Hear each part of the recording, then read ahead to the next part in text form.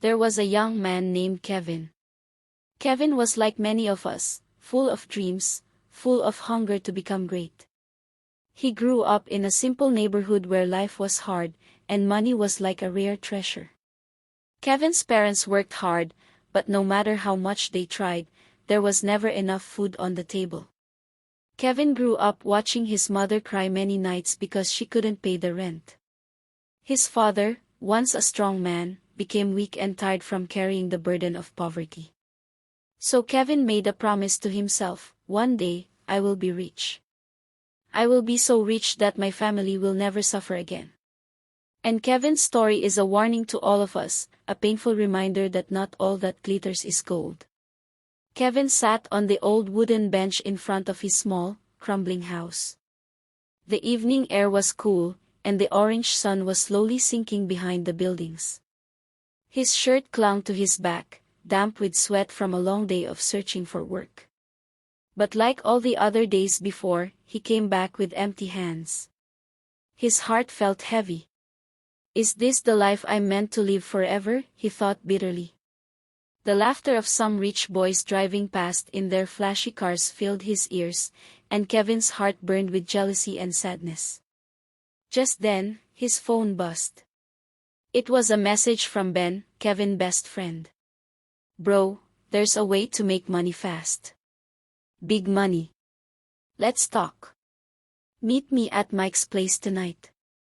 Kevin's heart skipped. Maybe this was the answer to his prayers. Without wasting a second, he jumped up, washed his face, and hurried to Mike's house. When he got there, Ben and Mike were already waiting. They sat close together, whispering like thieves. The room smelled of cheap cigarettes and old sweat, but Kevin hardly noticed. His mind was racing. Ben leaned in closer. Kevin, you're like a brother to us. That's why we're telling you about this. There's a man, a Baba. He can help you. You'll be rich. You'll be famous. You'll live the life you've always dreamed of. Kevin's eyes widened. But, what do I have to do? He asked cautiously. Mike smiled, but there was something cold and ugly in his smile. Just some small things, bro. Nothing you can't handle. Go and meet the Baba first. He will explain. Kevin hesitated. Deep down, something in his heart screamed danger. But poverty is a wicked enemy. It makes even smart people deaf to warning signs. That night, Kevin followed them deep into the outskirts of town. The roads grew darker and narrower, and strange sounds filled the air. Dogs barked in the distance, and the wind howled like a crying woman. Finally, they arrived at a small, broken-down hut surrounded by tall trees. A faint light flickered inside. Ben knocked 3 times. The door creaked open, and there stood the Baba. He was a tiny man with gray hair and sharp eyes that looked like they could see straight into your soul. He wore a long red robe, and around his neck hung a necklace made of bones. Kevin felt chills run down his spine. Come in, the Baba said in a voice as dry as sand. Inside, the room was filled with thick smoke. Strange objects hung from the ceiling, feathers, animal skulls, and bottles filled with dark liquids. A black cat sat in the corner, its glowing eyes following Kevin's every move. The Baba spoke slowly, choosing his words carefully. You want wealth. You want fame. You want power. I can give you all of it, he said. But you must be ready to pay the price. Kevin swallowed hard. What price? He whispered. The Baba's eyes narrowed. Every night, from 2 a.m. to 3 a.m., you must bathe yourself at the cemetery. You must not miss a single night. Secondly, every year, you must find a woman you love and offer her spirit as a sacrifice. Kevin's heart stopped for a moment. Sacrifice? A woman he loved. It sounded wicked. Evil. But the Baba continued speaking, weaving words like a spider spins its web. You will be wealthy beyond your wildest dreams. You will live long. You will be untouchable. Ben and Mike nodded eagerly beside him. Bro, this is the way, Mike whispered. Kevin looked around. He thought of his mother's tears, his father's tired face, the hunger he had tasted all his life. Slowly, he nodded. I agree. The Baba smiled a cold, terrible smile. Good. Your journey begins tonight. And that was how Kevin's life changed forever. At first, the signs were small. The very next day, a stranger called him, offering him a job he never applied for. The pay was more than Kevin had ever dreamed. In a few weeks, he bought his first car, a shiny black Jeep that made everyone in the neighborhood stare with wide eyes. He moved into a luxurious apartment. Money poured in like a river during the rainy season. Kevin became the talk of the town. Girls chased him. Friends praised him. People who once looked down on him now bowed when they saw him coming. But every night, when the clock struck 2 a.m., Kevin would sneak out to the cemetery. He would strip off his clothes, pour cold water over his body, and whisper dark words into the night. And each year, he would fall in love, only to destroy the one he loved the most. Kevin's life became a dream too sweet to believe. He changed his phone, his clothes, and even the way he talked. Luxury became his second skin. Expensive perfumes, gold watches, designer shoes, everything he once admired from a distance was now his. When he walked into clubs and restaurants, people turned their heads and whispered, "Who is that?" Kevin smiled proudly. He was no longer the poor boy from the dusty streets. He was now Big Kev, rich, handsome, powerful. But every blessing that came carried a shadow. Kevin's nights were no longer peaceful. When the clock struck 2 a.m., no matter where he was, his heart would start racing. He would excuse himself, leave whatever party he was attending, and drive to the cemetery. At first, it was terrifying. The cold winds, the howling stray dogs, the sight of broken graves under the moonlight made him shiver. He felt unseen eyes watching him from the darkness. Sometimes he thought he heard whispers, voices calling his name. But after a while, it became a habit. It was the price he had agreed to pay. The first year passed quickly. Kevin met Lily, the sweetest, kindest girl he had ever known.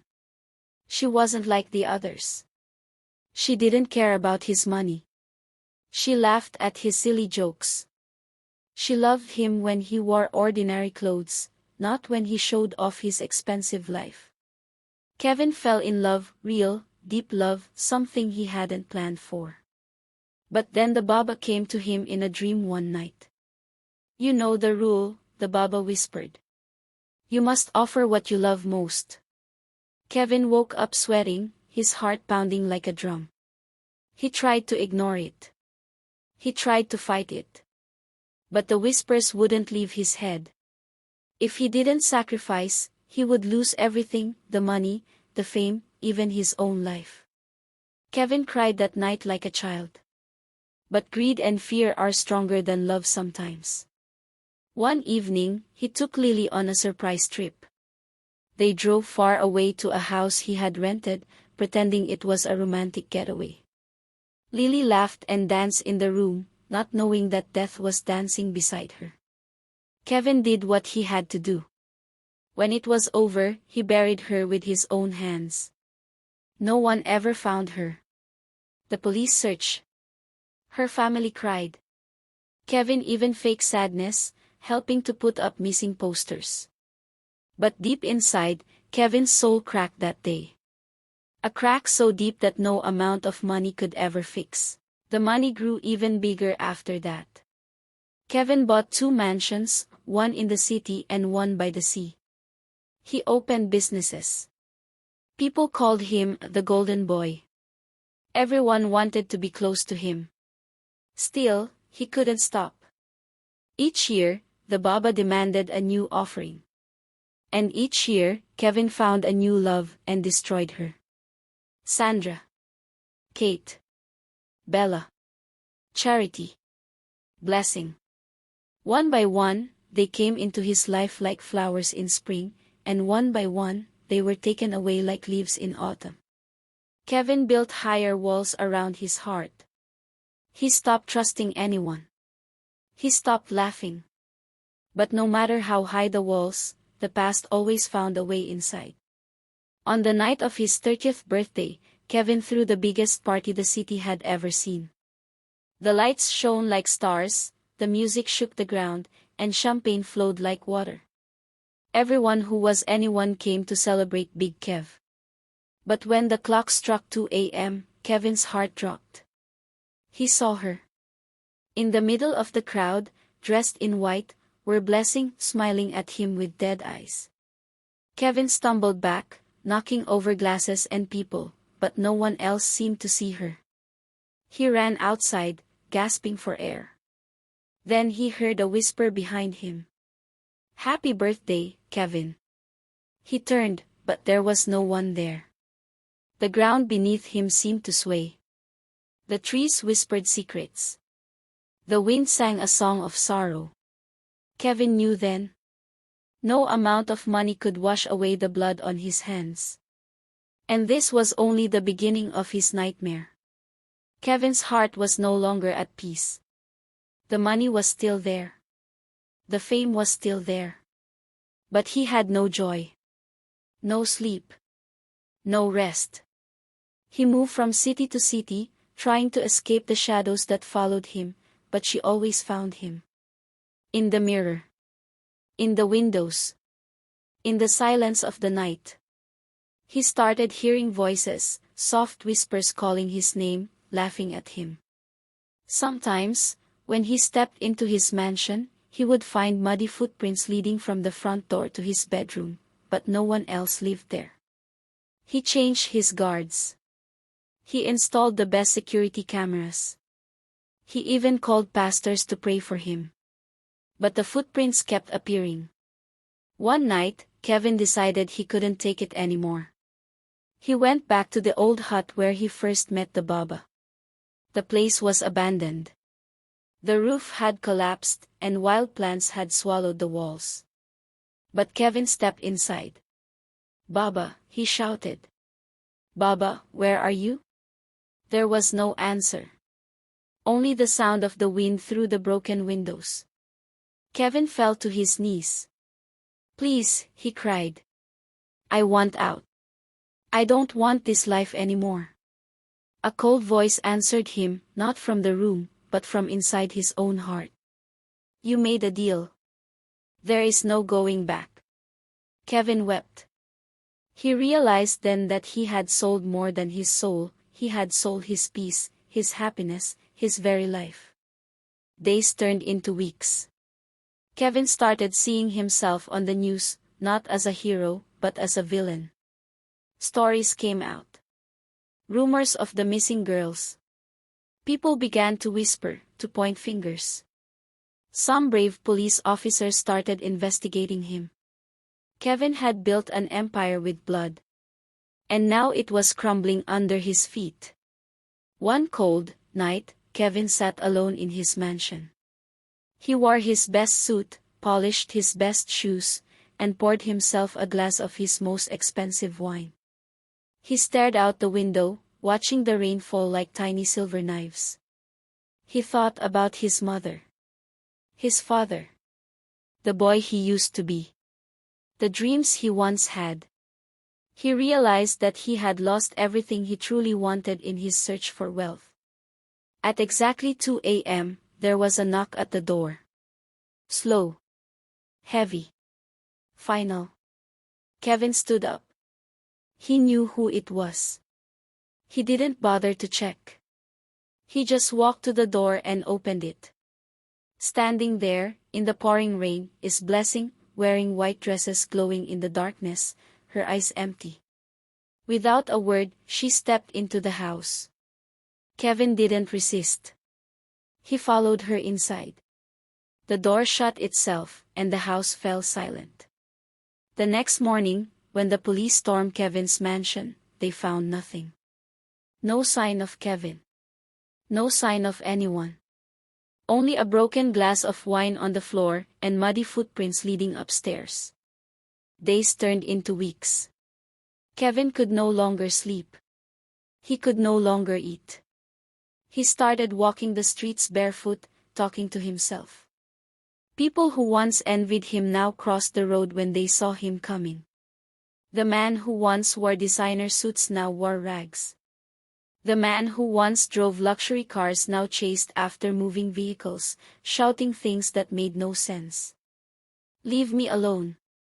I gave you what you wanted," he would scream into the empty air, fighting invisible enemies. One evening, Kevin was found sitting at a dirty bus stop, laughing and crying at the same time, holding nothing but ashes in his hands. But those who know the truth, they whisper that Kevin still walks the cemetery at night, a restless soul searching for peace he will never find. Now, dear listeners, what do you think about Kevin's choice? Was it worth it to exchange love, peace, and life itself just for money and fame? If you were Kevin, what would you have done differently? Please tell us your thoughts in the comments section below. If this story touched your heart, or made you think deeply, don't forget to like, share with your friends, and subscribe to my channel for more powerful, emotional, and life-changing stories. Remember, in life, not every shortcut leads to success. Some shortcuts lead to destruction. Choose wisely.